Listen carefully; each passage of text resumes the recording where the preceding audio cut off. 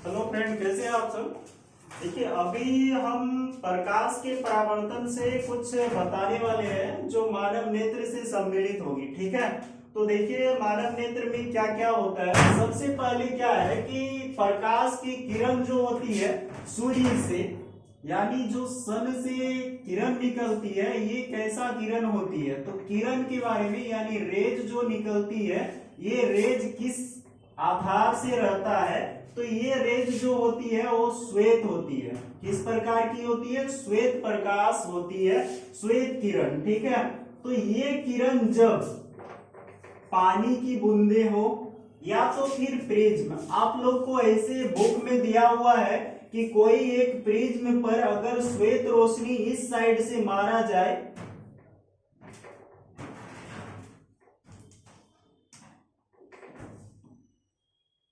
तो ये क्या करते हैं, 7 रंगों में विभक्त हो जाती है। ठीक है,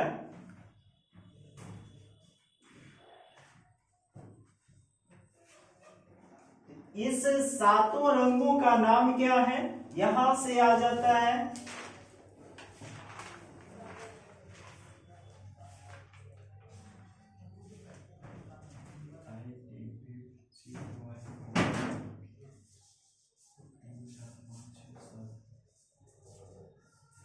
ठीक है, तो यहाँ पे देखिए ये 7 रंगों पे विभक्त हो जाती है। तो सेम वैसा ही सूर्य से जो किरण निकलती है, यानी श्वेत किरण, अगर पानी की बूंद में पड़ते हैं तो पानी के बूंद से कितनी किरण निकलती है? 7 रंग निकलते हैं।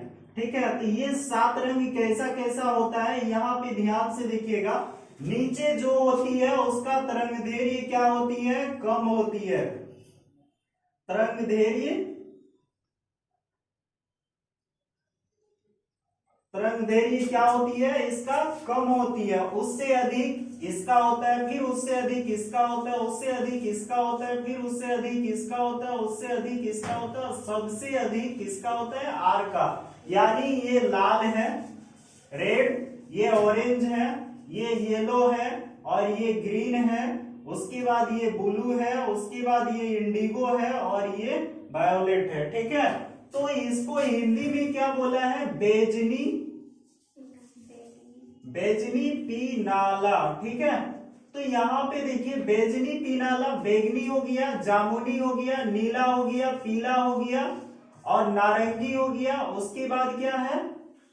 लाल है। ठीक है, तो यहाँ पे बेजनी पीनाला से भी आप सूचित कर सकते हैं। अगर आपको ये याद नहीं रहे तो सिर्फ ये याद रखिएगा कि छठी मैया के 7 घोड़े होते हैं, ये 7 घोड़े का नाम क्या है, तो बेजनी पीनाला पे याद कर लीजिएगा कि 7 घोड़े ये है बेजनी पीनाला। ठीक है, तो श्वेत किरण जब कोई भी पानी के बूंद हो या फिर पानी के क्षितिज भाग में पड़े सूर्य की किरण, तो उससे 7 रंग निकलते हैं। वही 7 रंग जो है विबग्योर है। ठीक है, तो अब इससे एक क्वेश्चन तैयार होती है कि सिग्नल के दौरान सिर्फ हम लाल रंग की रोशनी को क्यों देखते हैं।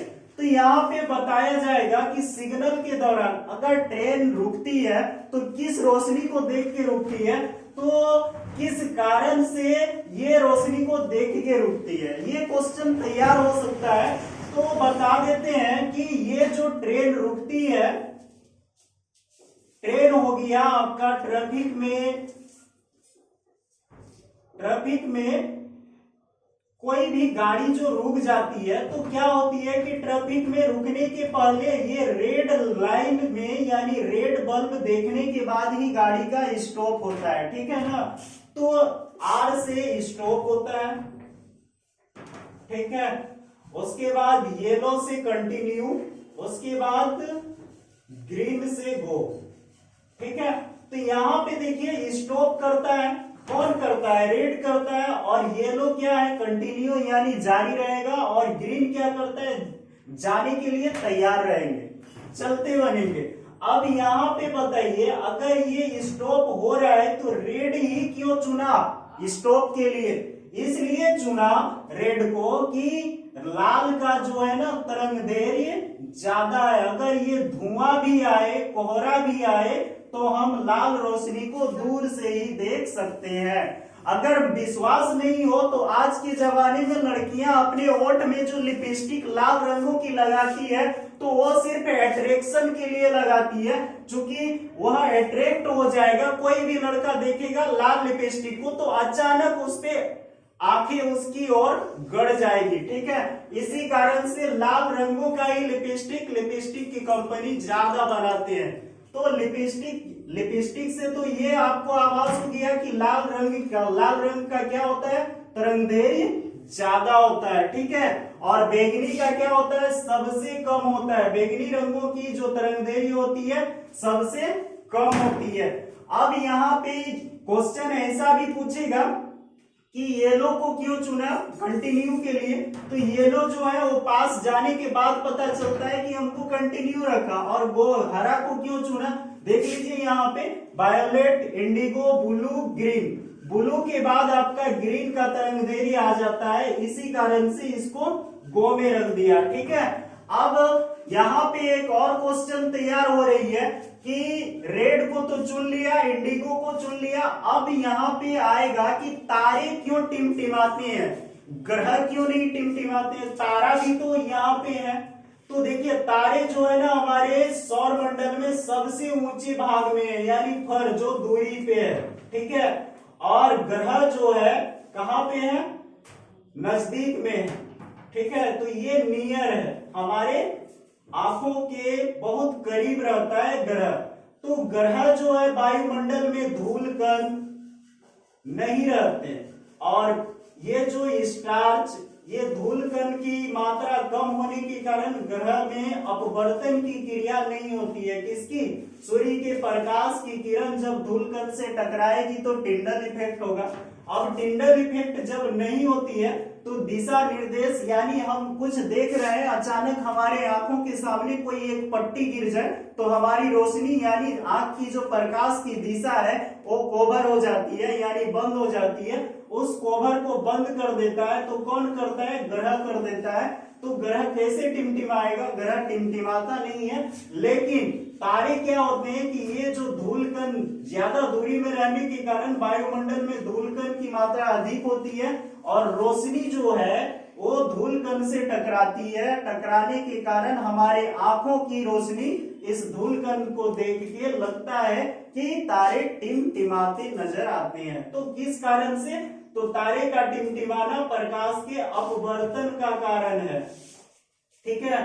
तो तारे का टिमटिमाना किस कारण से होती है, अपवर्तन के कारण होती है। और क्या है कि सूर्य जब रक्ताभ होती है, ठीक है ना, तो सूर्य जो है ये वाला सन जो है राइजिंग के टाइम पे क्या होता है, रक्ताभ होता है, यानी लाल क्यों होता है, ये ऐसा क्वेश्चन आएगा। तो ये लाल होता है प्रकाश के परिकिरणन के कारण, ठीक है। तो प्रकाश के परिकिरणन के कारण क्या होता है, सूर्य लाल होता है, रक्ताभ होती है। आपको ये बता देते हैं कि सूर्य 2 मिनट यानी राइजिंग और अस्त यानी सूर्योदय के समय, सूर्योदय और सूर्यास्त के समय क्या होता है, 2 मिनट तक, ये 2 मिनट तक यानी 2 मिनट पहले लाल दिखाई देगा आपको और 2 मिनट बाद तक लाल दिखाई देगा, ठीक है। तो सूर्यास्त के 2 मिनट बाद तक लाल दिखाई देता है और सूर्योदय के 2 मिनट पहले तक लाल दिखाई दे देता है। अब यहाँ क्वेश्चन बनेगा, कटेगा तभी तो लाल आता है। तो यहाँ बताइए सूर्योदय उठ रहा है तो क्या आपने मतलब क्या कोई चीज को फाड़ के निकल रहा है, ऐसी तो बात नहीं है। वो भी एक प्लैनेट है, निकल के आ रहा है, इसलिए हमको क्या मिल रहा है, लाल दिखाई दे रहा है। अब बताते हैं ये प्लैनेट से रेज जो आती है वो श्वेत रेज आती है, और यहाँ पे मान लेते हैं कि ये वाला एक सूर्य है, यहाँ पे राइजिंग होने की विधि में है। तो यहाँ पे क्या है, नदी है, इसकी रोशनी ये क्षितिज भाग में पड़ेगी तो यहाँ से क्या होगा, सबसे पहले रोशनी आ जाएगी 7 रंगों की, हम अभी अभी बताए थे। अब इसमें से लाल रंग दिखाई देगा सबसे पहले आपको, उसके बाद तो सब सारे कलर दिखाई देंगे। अगर विश्वास नहीं हो तो सूर्य की किरण में और एक कटोरी में पानी लीजिएगा और पानी में थोड़ा सा तेल डाल दीजिएगा और सूर्य की किरण पे रख दीजिएगा, उससे आपको 7 रंग दिखाई दे देगा। ठीक है, पहले आपको लाल देगा, उसके बाद सारे रंग जैसे जैसे हम आपको बताए वैसे वैसे कलर आपको दिखाई देगी। ठीक है, तो इससे क्वेश्चन आ जा रहा है कि प्रकाश के परिकिरण के कारण क्या होता है, सूर्य रक्ताभ होती है और सूर्योदय से 2 मिनट पहले तक क्या होती है, सूर्य का रंग लाल होता है और सूर्यास्त के 2 मिनट बाद तक सूर्य का रंग लाल होता है। ठीक है, अब यहाँ पे बोलेगा वर्ण विक्षेपण क्या है, तो कोई भी प्रिज्म पर अगर श्वेत प्रकाश की किरण लगे और उससे 7 रंगों, उस प्रिज्म से 7 वर्णों का विभाजन हो, उसको हम क्या कहेंगे, वर्ण विक्षेपण कहेंगे। यानी जो रंग होगी वो क्या कहलाएगी, रंग को हम वर्ण कह लेंगे और वर्णों का विक्षेपण यही तो है स्वयं वर्ण विक्षेपण। ठीक है, तो वर्णों का विक्षेपण 7 रंगों में विभाजित हो जाती है, उसको हम क्या कहेंगे, वर्ण विक्षेपण कहेंगे। अब ये 7 रंग पे क्या है, शॉर्ट में भीमगियोर लिख दिए हैं और हिंदी में बेजनी पिनाला लिख दिए हैं। ठीक है, तो पिनाला ला जो ऊपर है इसकी तरंगदैर्घ्य ज्यादा है और इसका तरंगदैर्घ्य कम है। ठीक है, इसका तरंगदैर्घ्य ज्यादा होने के कारण ट्रैफिक, ट्रेन, स्टेशन वगैरह सारे में गाड़ी को रोकने के काम में लाल को इंगित किया जाता है। ठीक है, बस इतना ही क्वेश्चन आपको इस जितने सारे को हम अभी बताए इससे आपका वर्ण विक्षेपण से कंफर्म है कि 1-2 क्वेश्चन आपके एग्जाम में आ ही जाएंगे। ठीक है।